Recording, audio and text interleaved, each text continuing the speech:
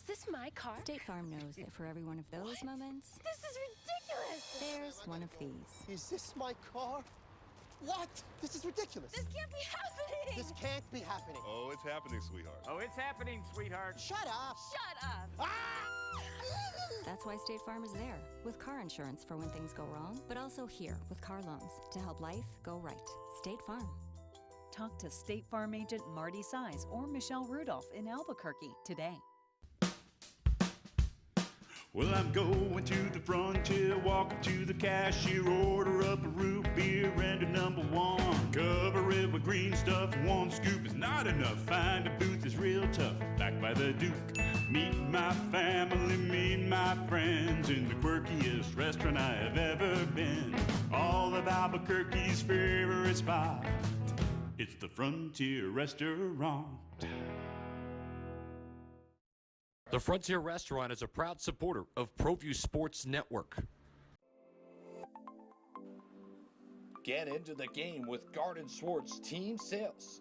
They have everything you need, from screen printing, embroidery, and digital printing services, high school letterman jackets, and all high school and club uniforms, and individual and team apparel with the most reliable brands like Speedline, Rawlins, and Wilson. And don't forget to check out the latest F7 Shut helmet. It's all at Garden Swartz Team Sales. Give them a call, 505-884-1234. Garden Swartz Team Sales. At Gala Chevrolet, our master technicians service every make and model no matter where you purchase your vehicle. But that's not all. We also provide certified service on every GM model. So if your car's been acting a little funny lately or something just doesn't seem right, don't wait. Bring it into the most modern service facility in the entire state and let us make sure that you're driving a vehicle you and your family can depend on. Service done right the first time, every time, right here at the all-new Gala Chevrolet. Dreamstyle Remodeling has been wowing homeowners in New Mexico since 1989. Selected as Best Custom Home Remodeler for 3 consecutive years by readers of the Albuquerque Journal, we're also your exclusive provider for top home improvement brands like Renewal by Anderson, Four Seasons, Blaze King, and many others. Founded and headquartered in Albuquerque, Dreamstyle Remodeling is family-owned and now employs more than 500 people across the southwestern U.S. In fact, we've helped more than 60,000 homeowners improve their home in New Mexico, Arizona, California, Idaho, and West Texas. We're committed to providing a superior customer experience. We've earned 4.6 stars with hundreds of online reviews and have an A+ with the BBB. Dreamstyle Remodeling is a proud supporter of UNM Athletics. Visit our beautiful 10,000 square foot showroom at 1460 Renaissance Boulevard across from Sam's Club or dreamstyleremodeling.com to make your home remodeling dreams come true.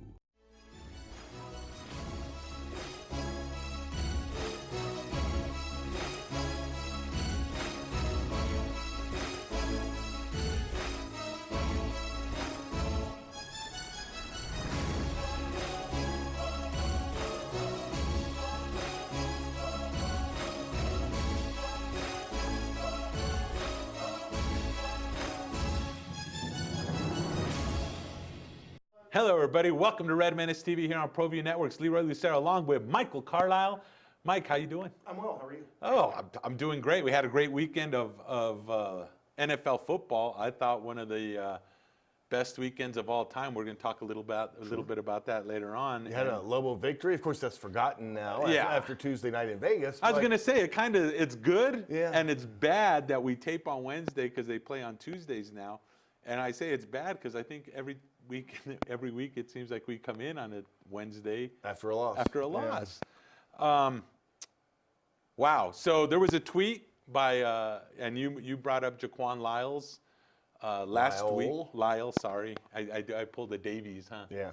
And there was a tweet. Alden can put that up. It says at some point you got to show you got heart and fight. Shaking my head and emoji. Mr. Lyle. I think gives a sentiment. Hold on. The 65-year-old college student explaining emojis to everybody out there is wonderful, by the way. Well, you may not know what an emoji is, dude. Anyway, what do you think? I mean, this is coming from a guy that's in the locker room, a guy that's a player, a peer. I'm going to assume would have been the leader on this team. Sure. Had he not been injured. Is he calling his teammates out? I guess it depends on what you consider calling out, but I think he's right. At some point in time, you got to show some heart. Also, at some point in time, you can't let walk-on players score 26 points, and you got to figure out at some time when UNLV's raining 3 after 3 after 3 on you that, hey, maybe we should step out and stop that. And of course, that was Nick Blair. Oh, yeah. Was the young man from UNLV, a transfer from Idaho, walk-on, correct? Yep, he's a walk-on. Comes in and tears up the Lobos, basically. And I think that goes directly to what Lyle said. As that kid, I mean, he may not be as talented. He doesn't have the stars. He doesn't have the accolades coming in that some of the young men that are on the Lobo basketball team does. All he did was play with heart and just basically nail them. Nailed that pelt to the wall. Brutal. The talent is there. We've talked about this. I think the coaching is there as well. What I see, unfortunately, a lot of times watching this team is it's a lot of talented individuals, but it's not a talented team yet. You had this last year as well, although they figured it out last year, a little before now, and went on that nice run leading up to the tournament. This team hasn't figured it out yet, and with each passing game, you legitimately have to wonder if they are going to figure it out. Well, you know, and last year's team, you had a first stringer, and I can't think of the other senior that graduated all of a sudden. I can't think of his name, but they were leaders on the court. They stepped up. They may not have, once again, they didn't have the stars. They may not have had the talent that some of the players on this year's team did, but they had that heart that Jaquan Lyle is talking about, and they had that leadership ability that I think is totally missing on this year's team. I think you hit it right on the head. This is a talented team. Carlton Bragg is a beast, but for whatever reason, there's a disconnect between him and Manigault and Pinchuk, and just go down the line of the guards. They can't get the ball in. Maybe part of it is overinflated expectations. You just said Carlton Bragg was a beast. Is he a beast? Yeah, I think he is a beast. I think one-on-one, and I think in the right situation, that guy could be is a superstar caliber player. Look, because not that he hasn't had good games, but as far as being a beast, I think you've seen that once, and that was in his first game after finally being eligible. Part of it might be overinflated expectations. You know, at some point in time, you got to stop making excuses. But I think the Lyle injury also plays a huge part in some of the deficiencies that this team has, because you don't have that guy that was going to play the point, that was going to be the floor general. And as they pointed out on the TV broadcast last night, he might well have been the best player on the team had he not gotten injured. So there are a lot of different things going on. But at some point in time, the excuses have to stop, and you have to step up, and you have to adapt. And this team just hasn't done that. They haven't, and you're right. They do play as individuals. We've talked about this, I think, all season long. You know, the other thing I want to talk about, and maybe you're right, maybe beast is the wrong word, because there's something that I notice on this basketball team, and it feels like I'm talking about the Lobo football team of last season as well. They're soft. They're a soft team. I mean, they're tall. I mean, we've talked about this. It's been documented and discussed, I think, ad nauseum throughout the whole season. But as tall and as big as they are, they get pushed around quite a bit. They don't have any sort of like post-up ability, but they also have terrible rebounding ability too, as they're constantly out-rebounded. They're shoved around. They don't go to the rack. They get their, once again, layups knocked aside, and they're everything. I mean, it's just like the scoops and everything. Everything's soft. Yeah, although they did actually out-rebound UNLV last night. Okay, that's one. But you know, they went when UNLV went on that run in the first half, and they're raining threes. The Lobos had 3 straight possessions. You had a wide open missed layup. You had Jackson a spinning layup on a fast break that he missed badly, and you had Malawach miss a point blank layup as well. So not only were the defensive deficiencies popping back up again, but all of a sudden you couldn't buy a basket even at point blank range with nobody really on you. Which is something that we've seen all year long. That's not anything new. That isn't something where you go, wow, they just had a bad night, right? I mean, you don't say that. You don't say, they had a bad night. When it happens fairly consistently, it is more than a bad night. It's one of those. It's who we are. Right, it's who we are. For whatever reason, they can't finish. And I think prior to the Mountain West Conference season, Paul Weir, in one of his interviews, discussed that. He goes, I need to teach these guys how to finish because they don't know how to, it seems like they don't know how to finish. Now, I do want to touch on something that you mentioned, and we touched on it just briefly last week, and that was the expectations going into the season. And how there was a lot of expectations. Sure. And I think Paul Weir made one of those cardinal mistakes of any coach, is that he played into those expectations because he talked about it. He kind of welcomed it to begin the season. Now, I get it because he probably has expectations for himself and for this team as well. Right, and look, he had seen this team practice. He knew what they were capable of. Yeah, he probably did buy into it a little much, but keep in mind, while he was buying into that, you still had a healthy Jaquan Lyle.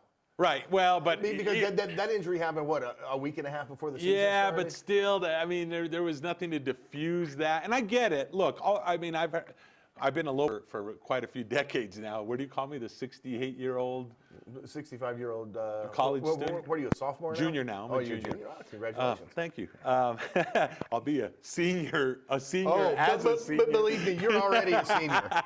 But I've seen it. I remember Dave Bliss got caught up in some of the expectations many years ago when he was here. Even Rocky Long, if you remember, Jim Rome came to town, and there was what did they used to call those things? The tour stops. The tour stops. He came for a tour stop, and Rocky was up on stage and was talking about a bowl game and a bowl victory. That didn't happen that year. No. I get it. Coaches, right? You should say, "Oh, we're just not that good." Right. No, I mean, you have to sell tickets, right? I mean, ultimately, you have to sell tickets, and it's the same thing. Like, and we've talked about this before, like recruiting day and all that. You're not going to go, well, we got some marginal players. I think they'll be okay. I'm not sure. I don't. And maybe we're oversold it a little bit. Just a little. But if he didn't believe it, I don't think he would have done it. I don't think he was doing it just trying to fool. No, people. I agree. But I'm just saying, when that happens, and I don't want to say this fan base is different than other fan bases. Maybe it is. Maybe it isn't. I don't know. You've been around. I mean, but if you start, I mean, this fan base is starving for a winner. They have for a century now, right? They're starving for a legit winner. Mm-hmm. And if you're starving and you throw them just a little bit of scraps. Well, you want more. Yeah. Well, I mean, you want more than just more. You're just like, So this group, and I'm talking the fan base as a whole. You got fed a few scraps at the beginning of the season, and now, you're seeing what you are and what this team is, and now all of a sudden I don't know that you got that many scraps at the beginning of the season. Well, I'm talking before the season started. Okay. I'm talking the expectations, and they ate that expectations up and started piling on, and now all of a sudden you see the expectations definitely not being they haven't been met for sure. Absolutely, and there's no denying that. I mean, so it's just like it's a tough spot. You once again, like I said, Jaquan Lyle put that tweet up. That meant something. Is that the sort of thing that's missing from this team that possibly one of your own can motivate? Well, and Weir I didn't get to catch Weir with Hunter and Portnoy on the radio network, but his post-game press conference, Jeff Grammer asked him about that. Mm-hmm. And without getting too specific, he talked about how that's one of the things he's got to get out of this team and get them to understand. You've got to motivate yourself at some point. You've got to show some fire when you're out there on the court. You've got to be leaders. All the talent in the world, if you don't play together as a team, if you don't play with fire, with energy, if you don't put in the extra effort, all the talent in the world is only going to take you so far. And right now it's taken the Lobos to a 9-10 record, and they're 3-4 in the conference now? Yeah.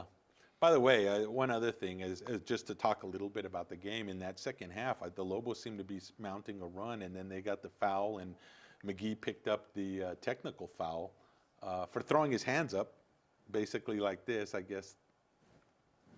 Didn't seem like it was that big of a deal, but for whatever reason, the referee teed him up. That was he missed a regular free throw, and then missed one of the technical free throws. So it wasn't really a 4-point swing, but it was. I think that was the moment when the Lobos seemed to be building a little bit of momentum in that second half, and then the wheels came on. I'm not blaming McGee on that, but I'm just saying, as soon as that happened, all of a sudden UNLV comes, they hit, they do that. Lobos miss a shot, they come in, they pop a three, and then I can't remember what kid it was that mailed it in basically from he had to be at least 6 feet behind the three-point line, yeah. and that was a dagger. And then I don't know. See, I never felt like the Lobos were mounting in it at a all? comeback. They got it down to 8 early in the second half, and then it went back up to 10, and I believe back up to 12, and then back down to 10. But you never really got over that. And again, that was an unfortunate technical butt by McGee. But the bigger issue, when you continue to let teams shoot threes over you, and you don't get out there and defend it, you can make all the runs you want. And then, you're getting your 2 points, and then they're going down and getting 3. I may not be a great mathematician, but I realize when you're getting 2 and they're getting 3, not only are you not going to catch up with them, you're going to fall further behind. Yeah, and then all of a sudden you start missing. Speaking of that, so the game on Saturday here in the pit against Wyoming, the Lobos made a change. Paul Weir made a change, a little bit more. McGee, I think, was in there. Even some Drennan was there too, right? If I'm not mistaken. No, Drennan missed that against game. Wyoming. Yeah. Okay, so it was the concussion was before. Well, concussion symptoms. Right. They haven't actually said it's a concussion, but yeah. I thought they said concussion. That's why he didn't travel. Is it still under symptoms? It's symptoms. It's still symptoms. That's just like no Lobo football players ever had a concussion. Right, exactly. But there are like 3 dozen of them that have had symptoms, concussion symptoms. Yeah. Or a neck injury, right? No, I get it. But so it worked against Wyoming. Granted, Wyoming's not very good, but you did what you had to do. Yeah, right. Well, I'm just saying. But you did what you had to do. So just kind of like the Nevada game, because when the Nevada game happened, the Lobos sprung the whatever that zone was against them, and it worked. And then everyone thought, okay, we're on the run, we're getting ready to roll. And then of course everyone sees video, and that changed. And then of course now you go into this game. McGee comes in, he starts getting quality playing time. That frees up Mathis. He had a good game against Wyoming. But once again, Menzies, they check out video, they see what's up. It's not like, we didn't know. It's like, okay. And Mathis was basically shut down last Again, night. yeah. Wyoming has done, UNLV has done a very good job in the 2 games against the Lobos with containing Mathis and just giving him fits. Yeah, and it shows on the scoreboard and everything else.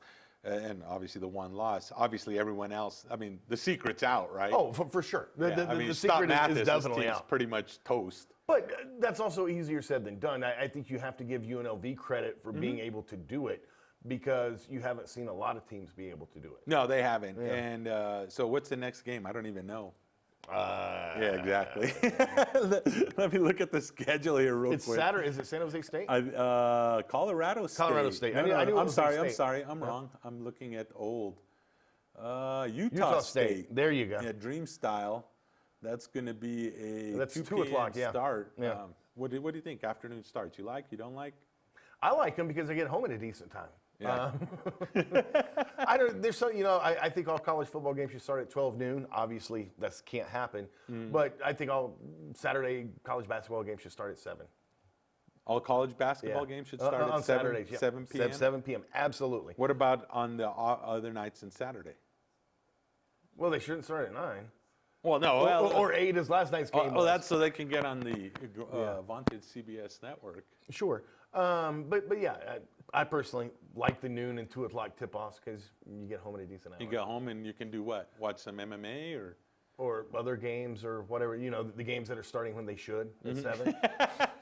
But no, and from a fan standpoint. But then you wouldn't be able to see those games if they started at 7 like you wanted.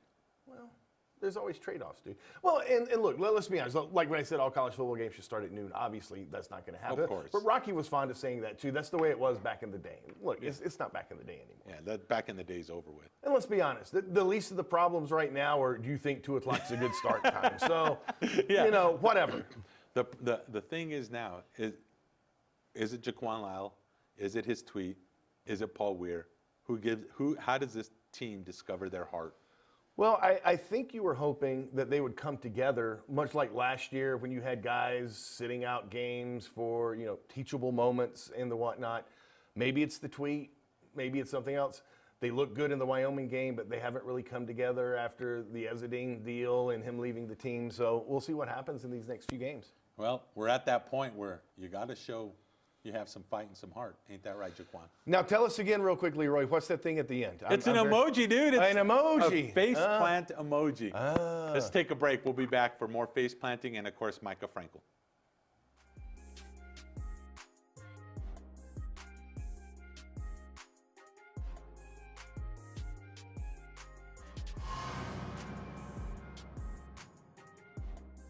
and he's wide open. You do not leave Amir Muhammad wide open. Here's they want to push. Here comes Ahola. She didn't have any teammates, so she didn't matter.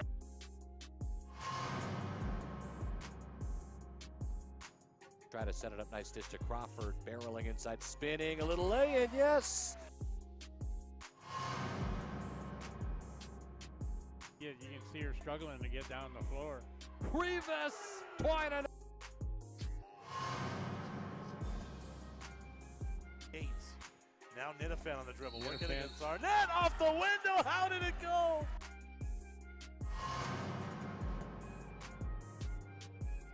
Back out to Evans, Colin on the dribble. They'll spin. Find underneath, another one for Evans!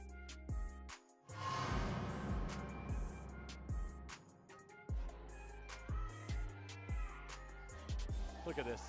Steve Rivas is going to swing it out to Burke for three. Twine and a 9.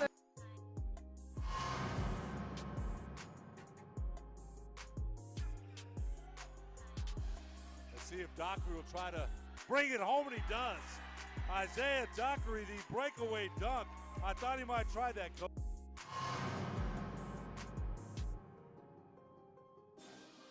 Underneath, Evans first to the floor, and Evans from the seat of his pants throws the outlet to Ninifan. Here's Johnny on the other end. Rivas will get it back. She wants a three-pointer. Rivas for three! There it is! And everybody knows it. And a timeout is going to be called by Manny Otero. 1,000 points plus in her career here at West Mesa High School. Congratulations, Maya Rivas.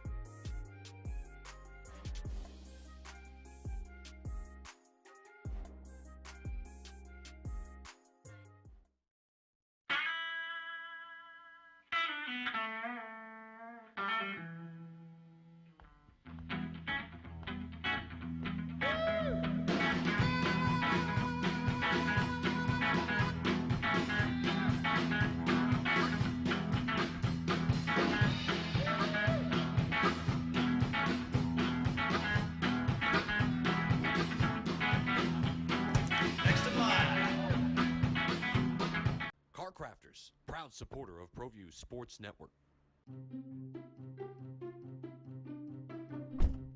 Are you sure we're supposed to be doing this? Don't worry, I've watched him do it 1,000 times. Come on, what's the worst that can happen? No! Bad dog! Hi, welcome to Car Crafters. What happened?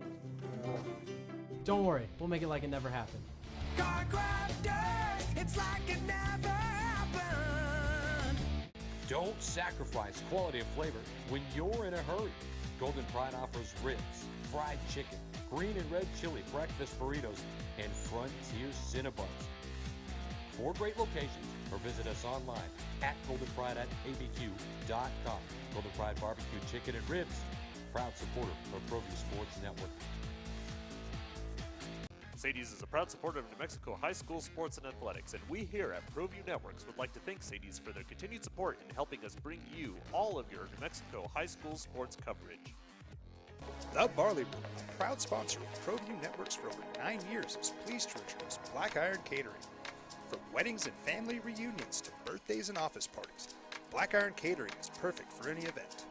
Contact Jamie at 505-459-8259 and book your event today.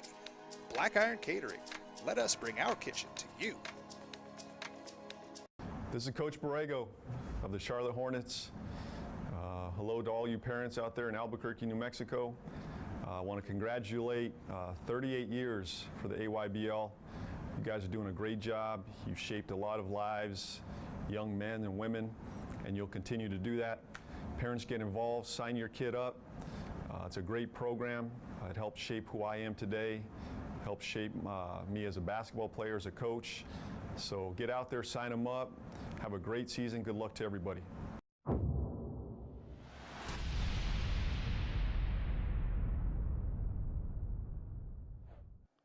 Welcome to the place where we talk about people getting punched in the face. This is Caged Minds. I'm Micah Frankel. kicked off the combat sports year. MMA did this past weekend. We saw LFA kick off the year in Colorado, and they'll be here this week. LFA 58 is going to be here at the Route 66 Casino, Harvey Park, Jaleel Willis, still set in the main event. We've had a change to the co-main event, though, so you can check out all about that at cageminds.com. That's kicking off our local year. The next night, you have boxing kicking off. Boxing at Buffalo Thunder Homes Boxing, presenting Cold War 5. Maurice the Hulk Jackson from Jackson Winks is back in the ring. You also have undefeated Liana Martinez, Antonio Toe Martinez from Espanola, and in the main event, the Atrisco Kid, Fidel Maldonado Jr. The boxing action continues in West Texas as you have Amarillo Ambush Battle. That is Golden Eagle Promotions, also known here locally as School of Hard Knocks Promotions, going into Texas, where you have undefeated Angel Baby Perez on that card, not to mention Albuquerque's Levi Lucero and Isaac Luna, who you've seen with Legacy Boxing Promotions a couple times, also going to be on that card. And then we have on the national scene the conclusion of the Bellator Heavyweight Grand Prix from the Forum in Inglewood, California. That's Saturday night on Paramount and DAZN. Can Ryan Bader achieve champ status and take down the icon Fedor Emelianenko? And then we have also, like I said, there was last week's action. Real quick, want to touch on that for a second. Last week, LFA was in Colorado. Youssef Zalal suffered his first loss as Jose Mariscal takes the decision in a crazy scramble fest. Anthony Adams, his first knockout. Full LFA 57 results at cageminds.com. Not to mention, Henry Cejudo was able to wax TJ Dillashaw in 32 seconds. Some people call it a bad stoppage. I called it a good one. You got dropped 2 times, TJ, in 32 seconds. Most likely, we're going to see those two do battle up at 135 pounds, as TJ still has that title. Cejudo, all the cards are in his hand. He could go up to 135 and challenge TJ. He could also try to settle the score with Joseph Benavidez, who's on a win streak, who holds the most recent win over Cejudo. So those are interesting options for Cejudo. For Dillashaw, he could face Cejudo again, or he could face the winner of the Fortaleza Fight Night card, where you're going to have a main event of Marlon Moraes and Rafael Assunção. That's what's going on with the UFC. We'll come back around now to this week. The Land of Enchantment welcomes for the first time Legacy Fighting Alliance. We're going to have LFA 58. We have a guest joining us this week who's going to be kicking off the Access TV main card. You can also see the first fight on the LFA Facebook page. Joining us right now, Henry Boom Boom Barahona. Thanks for being here today, Henry. Great to be here. Next fight's coming up. Here we have it, LFA, and you're going to be on TV. How you feeling? I'm feeling good, excited. It's been a long training camp, especially since I just finished a fight, went straight into training camp again. Been training real hard. I know my opponent's very tough. He's game. He's undefeated. But he's coming here to New Mexico, my place. Been living here half my life. I'm going to be pushing him past his limits. I've had tough fights since the beginning of my career. He's had nothing but easy fights. So I think I'm going to definitely be pushing him past his own limits, as he is going to do to me as well. We jump past it a little bit. Henry's taking on Natan Levy. Natan is Israeli, who trains with Syndicate MMA in Las Vegas. 2-0 as a professional mixed martial artist at this point, and is finishing up his camp here this week at Latrell Yee. So you're going in against a seasoned grappler who at this point is undefeated, has some height behind him. You're embracing that underdog role? Yeah, it's not the first time I've had this underdog thing for me. I've had it multiple times. Unfortunately, I haven't come up with the win, but I've made those fights harder than what everyone expected. I made those fights close. I made it a dog fight. I made it where people knew who I was by the end of the night. You mentioned that you're coming off of back-to-back camps. I know it. There's a backstory. Your last fight, you cannot find an opponent. They ended up having to move you up, about 30 pounds? Last fight was at 175. So literally embracing saying, I'll fight anybody, anywhere. You took a fight at 175. Tell us about the scenario, what you went through, what Fight Night 4 was like from your perspective. So I was getting ready to fight Royce Aceto. I had a good amount of notice, about 10-week notice. Halfway into the camp, he ends up pulling out.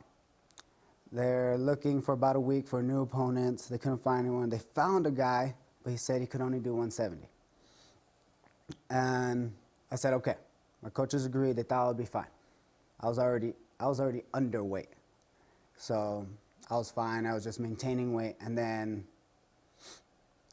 that apparently he couldn't make it. The week of the fight, we found out he couldn't make it. They found another guy maybe 3 days before weigh-ins. The guy was only willing to take the fight if I would take it at 175. I think he cut a couple of pounds, and that was about it. But I literally ate the whole time. Week before was Thanksgiving. I got to pig out. Honestly, I loved it. It was amazing. Did that feel weird getting in the cage 175 pounds? Oh, yeah. So I felt so fat, but I felt happy. I felt energy. I was like, all I had to do was train, work hard, but no diet. I was the happiest man. Unlike this training camp, a week after, I took a week off, got this fight, and I had to go straight into my diet. Has this been a hard camp now, having to do that? You had to actually, literally, being at 170, you had to eat to make that 175 to make that fight happen. Now you've had to drop 30 pounds to make this fight happen. Yeah, so I was already in shape, so I just kept my training routine the same. I just took that week off, kept training. I added a little extra things for this training camp. A lot more drilling as well. And the biggest things was the dieting and running to get the weight down.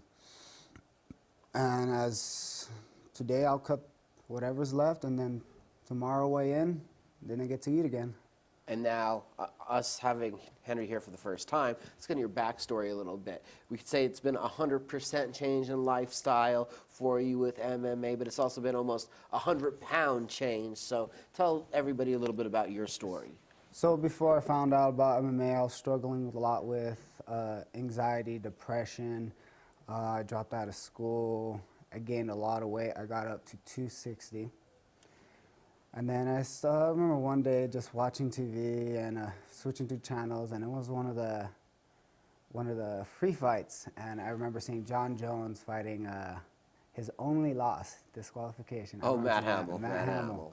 I remember seeing that fight, and I thought he looked amazing. I was like, I want to look into it. So I started looking into MMA. And about 6 months later, I had lost about 50 pounds, just eating better, trying to work out a little.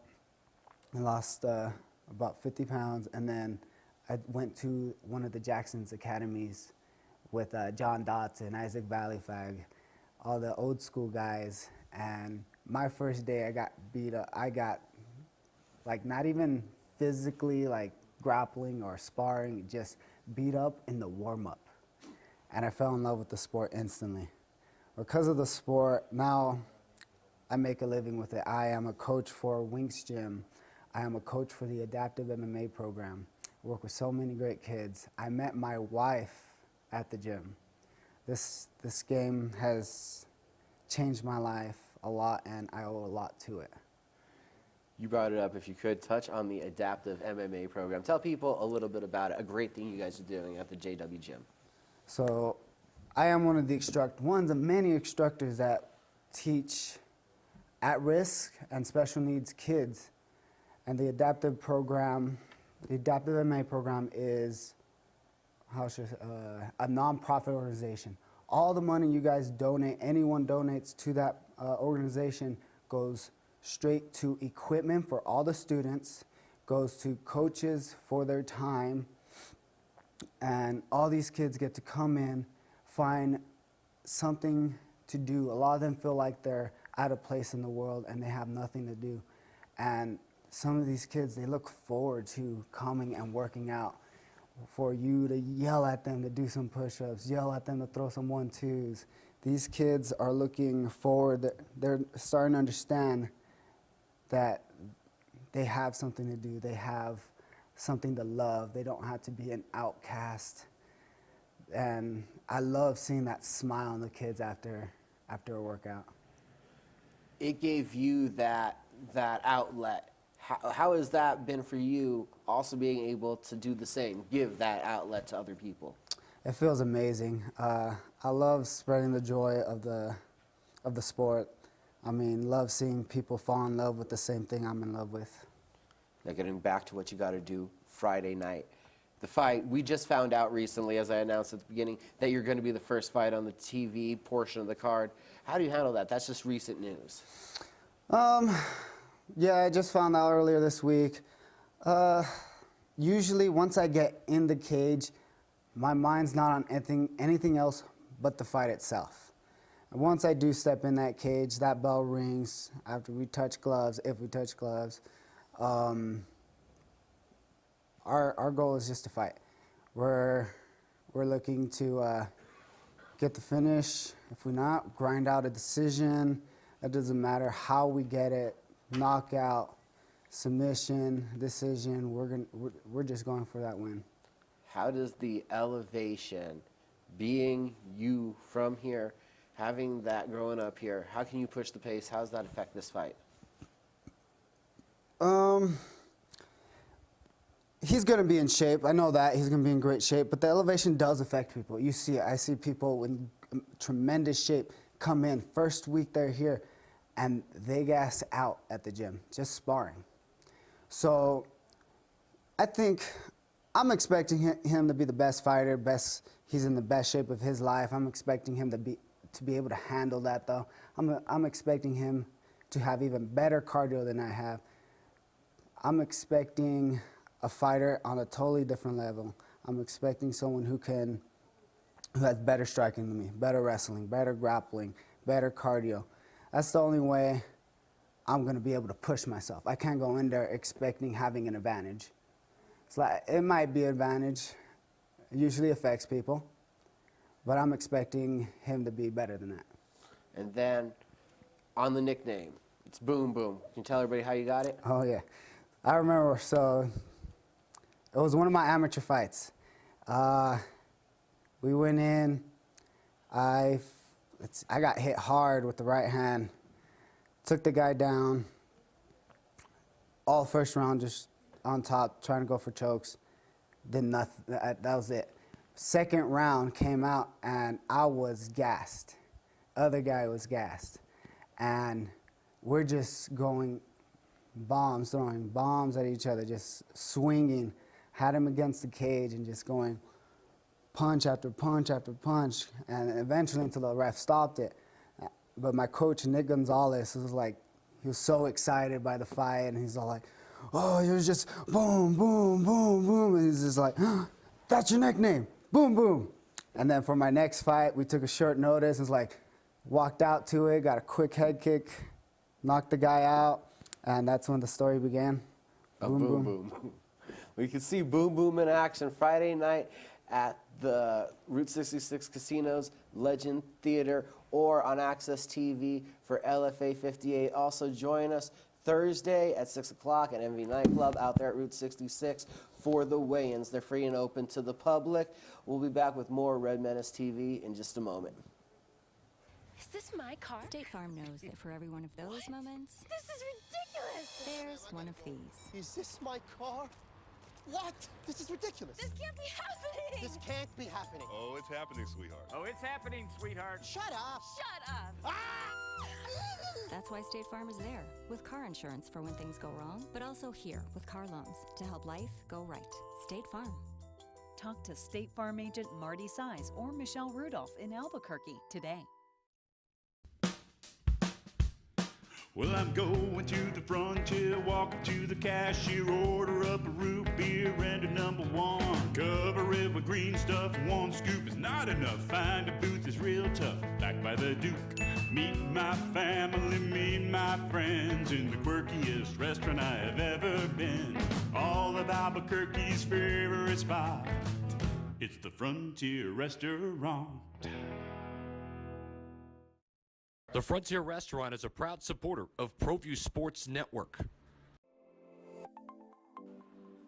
Get into the game with Garden Swartz Team Sales. They have everything you need, from screen printing, embroidery, and digital printing services, high school letterman jackets, and all high school and club uniforms, and individual and team apparel with the most reliable brands like Speedline, Rawlins, and Wilson. And don't forget to check out the latest F7 Shut helmet. It's all at Garden Swartz Team Sales. Give them a call, 505-884-1234. Garden Swartz Team Sales. At Gala Chevrolet, our master technicians service every make and model no matter where you purchase your vehicle. But that's not all. We also provide certified service on every GM model. So if your car's been acting a little funny lately or something just doesn't seem right, don't wait. Bring it in to the most modern service facility in the entire state and let us make sure that you're driving a vehicle you and your family can depend on. Service done right the first time, every time, right here at the all-new Gala Chevrolet. Dreamstyle Remodeling has been wowing homeowners in New Mexico since 1989.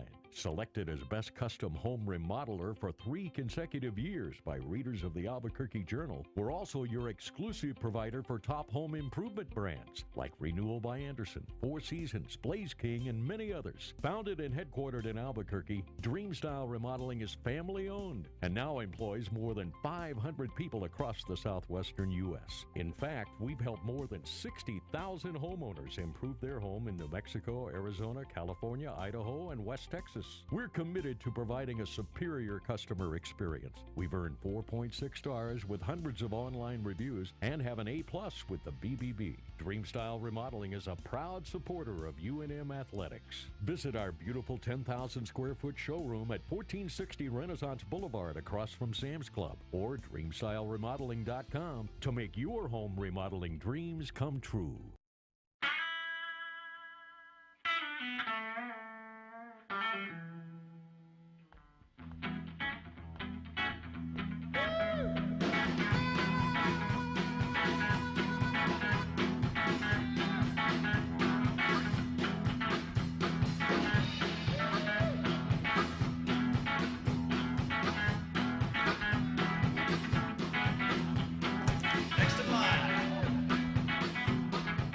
Crafters, proud supporter of Proview Sports Network.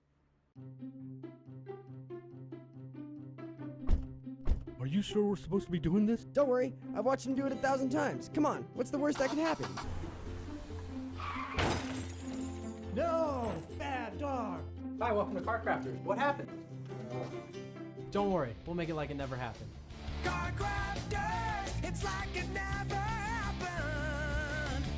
Don't sacrifice quality of flavor when you're in a hurry. Golden Pride offers ribs, fried chicken, green and red chili breakfast burritos, and Frontier Cinnabons. 4 great locations, or visit us online at goldenpride@abq.com. Golden Pride Barbecue Chicken and Ribs, proud supporter of Proview Sports Network. Sadie's is a proud supporter of New Mexico high school sports and athletics, and we here at Proview Networks would like to thank Sadie's for their continued support in helping us bring you all of your New Mexico high school sports coverage. The Barley Room, a proud sponsor of Proview Networks for over 9 years, is pleased to introduce Black Iron Catering. From weddings and family reunions to birthdays and office parties, Black Iron Catering is perfect for any event. Contact Jamie at 505-459-8259 and book your event today. Black Iron Catering. Let us bring our kitchen to you.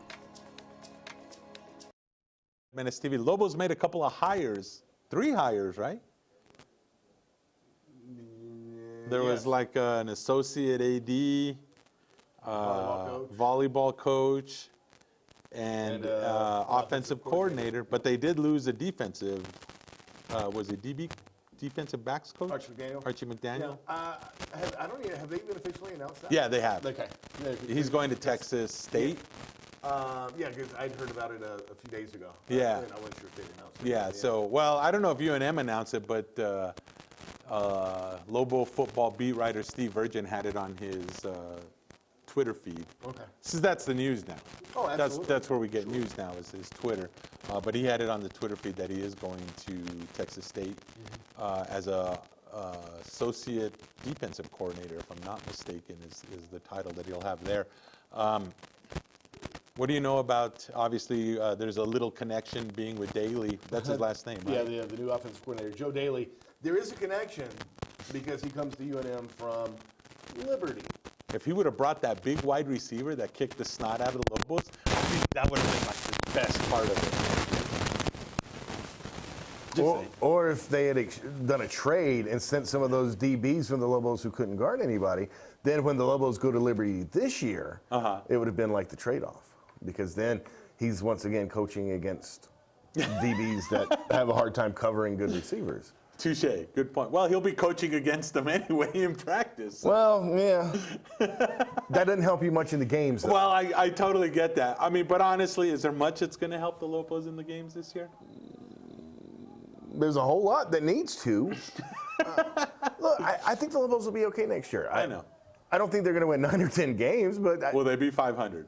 I think they can be 6-6. So is that a New Mexico Bowl bid again? Probably. Okay. I think Lobo fan would take that. I would hope so. I think at least 8,000 of them would. I'm just saying. You're such a hater, dude. I'm not a hater. I'm just looking at reality, dude. I don't think they're going to go 6-6, but that's just my opinion. Be that as it may. You don't know. You don't go to the games anymore. That's true, but I do watch them on TV. I haven't been to Lobo basketball. I did go to one last year. You don't know a lot about Lobo basketball either. I watch it. Yeah. I've been right the whole time. Have you? Yeah, for years now. 100% on the money. Just saying. Anyway, anything about the volleyball coach? No. Okay. Anything about the associate athletic director? Nope. Okay, good. Then we're in great shape. We good now? Yeah, I think so. And you know what? To be honest, you don't watch volleyball on the internet? No, I do not. I was just going to say. And you call yourself a Lobo fan. I was going to say. What do you watch, actually, Leroy? I watch Lobo basketball, Lobo football, when it's online or on TV. I was going to say, so you not having anything about the associate AD and the volleyball coach makes you like 99.9% of Lobo fans. Look, I hope Lobo volleyball does well. I'm not into volleyball. No. Once again, 99.9% of Lobo fans agree with you. But if you want my volleyball opinion, I'll give it to you. They shouldn't have let Jeff Nelson go, and if he hadn't have spoken up about beach volleyball being cut, my guess is he's still here. I thought they had like a bad last 2 years, or mediocre. He's been here he was here for what, 12 years? He was a heck of a coach. Yeah, but the last 2 years, I mean, look, coaching is one thing. You could have a great career, but what have you done for me this year? That's the way coaching is nowadays. So at all levels, at all sports. If this guy doesn't have a good year, you're going to blow him out and bring somebody else in next year? I don't care. It don't matter to me. I mean, to me, we can't cut the sport because it's then why are we having this? Then why are we having this argument? I'm just saying because this is the way it is in all sports. It doesn't matter. It's what have you done? What has your team or your program done on the court or field the past year or two? If you're successful, you stay. Even if you're a jerk, even if you're whatever, doesn't matter. You stay, you win. But Jeff Nelson was successful. He was before, but that's what I said. How did they do this past year and the year before that? Yeah, right. That's look. You know what? It could always be worse.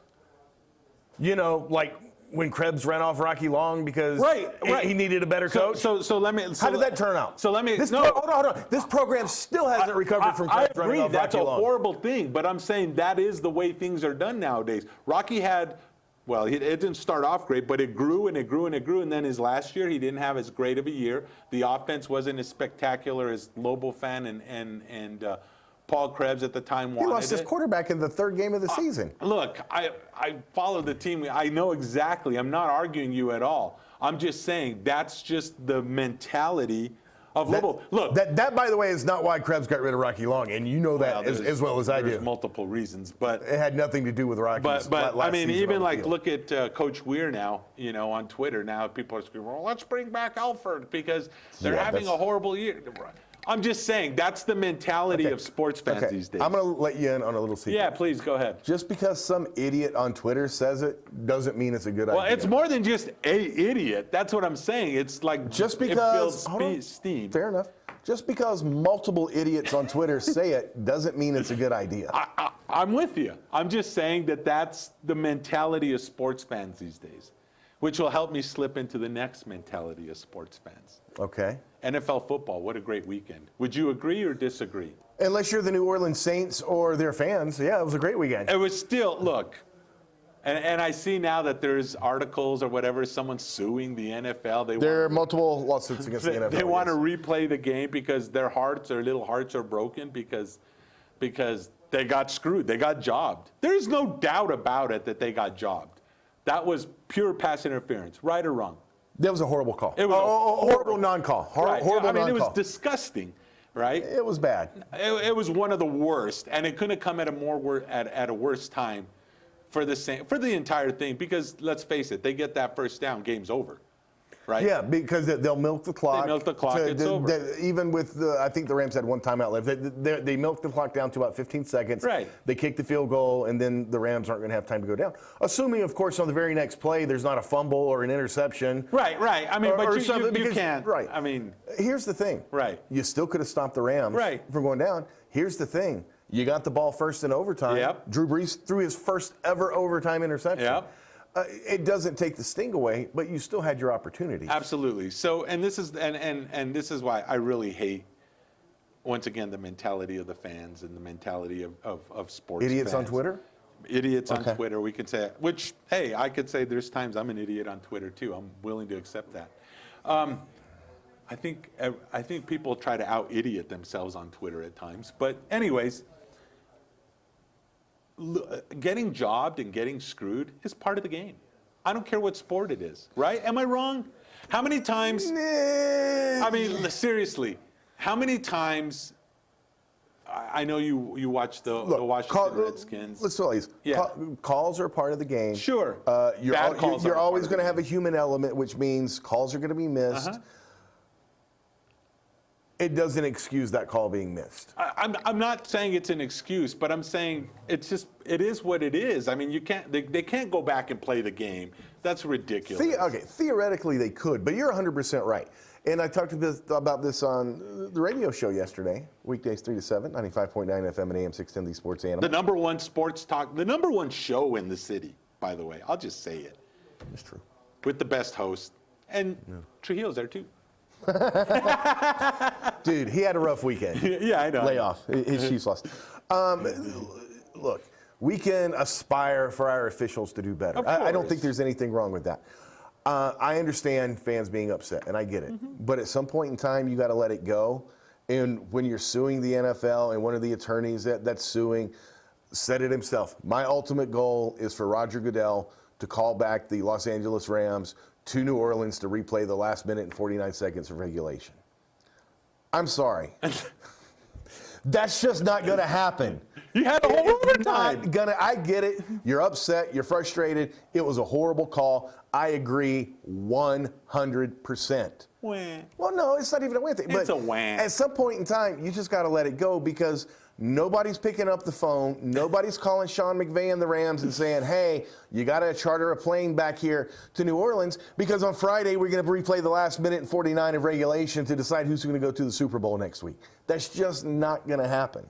No, it's not. It's ridiculous. I mean, the whole thing is ridiculous. Like I said, a couple of years ago, Des Bryant made a catch. They called it a no catch. It was a no catch. By the way, right call. It was a bad call. But here's the thing. It's a bad call, but what are you going to do? Cry about it? No, you're still crying about it. No, you just say it was a bad call, and that's that. Oh, wait, let's go way old school. Back in the day, Minnesota Vikings are playing the Dallas Cowboys, the Hail Mary, and there's a little push off there that the Viking fans still cry about it. Every team, every sport, there's a time when you got jobbed by the refs. It just happens. It's like you said, it's part of the human element. Sure. I know that sports fans now in 2019, gosh, how long has instant replay been a part of NFL now? Quite a while. It's been over a decade, hasn't it? You're right. Teams get jobbed by the officials all the time. This one happened in the NFC Championship game in the waning moments of regulation. So, well, I agree, but there's a lot more eyeballs on it. There's a lot more people who saw it and saw how egregious And it was plain. I mean, there's like not even a question. No. But bottom line is, nobody's making the Rams go back to New Orleans and replay the last minute 49 of regulation. That's just not going to happen. Bottom line, just get over it, Saints fan. Just realize you got beat. You got screwed. Oh, but well, again, there's even next year. as bad as that was, and it was bad, you got the ball first in regulation. Drew Brees marched down the field. It didn't happen. Speaking. Right, you still had your opportunities. Speaking of marching down the field. Oh, here we go. Speaking of greatness and then Brees, Tom Brady gets the ball. Marches down the field. Marches down the field, scores a touchdown, and then walks around making a smart-ass video on Instagram with Gronk. Gronk, yeah. That was just classic. And, I mean, look, I know that people get way too, amped up over sports. But, I mean, tell me when you see Brady and Gronk that those aren't two kids that you just want to punch in the face. And they're not kids, but I mean... I don't want to punch either one in the face. Yeah, I'm just saying. I think they're both phenomenal. Now, but you could see where someone would want to. Sure, I absolutely can. I appreciate their greatness. And I do. It was get amazing. That 98% of the country hates them, and that's cool. You got to have good guys. You got to have bad guys, and they're the bad guys. And that's going to be the draw for the Super Bowl. Everybody on Monday and Tuesday, oh my God, the Patriots again. But they'll all watch. That's why you will tune in to watch to see the Rams beat them. Will it happen? Well, but that's why you're tuning in to watch. I see. You're tuning in. I get you. I got you. Yeah, I'm not saying that's going to happen. I picked up on it. I got you. But that's why you're going to tune in. And every time Brady gets hit, if he gets hit, he ain't get hit a lot on Sunday. If he gets brushed. You're going to, we'll get to that in 1 second. You're going to cheer. You're going to be happy. And every time the Rams do something good, you're going to be happy. When the Patriots do something bad, you're going to boo. And you're going to have a great time until the final score. Speaking of bad calls, and it was a bad call. It was. I won't mention anybody by name, Mike Trujillo, had the gall to try to explain to me yesterday why the roughing the passer call against Brady was as bad as the no call on the interception in the Saints-Rams game. And it was a horrible call. The defender swatted his arm, never made contact with Brady. Yeah, I think he grazed him on the chest. Maybe, though, right? but which is fine. But nowhere up here. The problem on that play, the official was kind of behind the play. When the guy swings his arm, Brady jerks back. I thought he went to him, like or whatever it was. To him, it looks like Brady gets hit. He didn't. Here's why that play was nowhere near as egregious as the one in the Saints game. 3 plays later, Tom Brady threw an interception. So that ended up, it was a bad missed call, or a bad call. But, it happens, and then he turned around. Once again, you just got to move on. And I said it, I think I told you, because you and Trujillo were talking smack earlier in the year, and they were talking about Mahomes' magic. And I said, you could have Mahomes' magic all you want, but you still have the Andy Reid curse. And Andy Reid's just never been successful in the playoffs. To be fair to Andy Reid, I did not think he did a bad job coaching on Sunday. However, at some point in overtime, as Brady's just trotting the Patriots down the field, and the Kansas City defense is gassed, and take a timeout or two. Take a timeout and let them catch their breath. Maybe give them take one of the hot dogs out of your pocket and say, "Here, guys, split this up." Split this up, get some energy, something like that. I feel you. You just had to feel it every time. It's like Brady throws that interception into the end zone in the first quarter, I believe, and it's like, even no matter how weird it got, there's still, it's like, if this guy has the ball with a few seconds left, you know they're going to go and crush him. So I don't know. I agree with you, though. I think the Patriots go on and win Brady wins his 6th Super Bowl, I believe. Yes. Yeah, that's insane to think about that. And if there's any question that this guy's the greatest quarterback of all time. There's no question in my mind. Yeah, I mean, how could you not? I mean, I had somebody on the radio show yesterday call in and say that Brady was the greatest athlete of all time. I would not go that far. I wouldn't do that. But I don't think there's any doubt he's the greatest quarterback of all time. Greatest quarterback. So, sorry, Joe Montana. Yeah. Hey, with that, we got to go. The greatest show, TV show here on Proview Network. Word. High five. With the greatest radio host in Albuquerque right here. And Leroy. And me. I'm kidding. And the great Leroy, the greatest TV host. There you go. We'll see you next week. God bless y'all.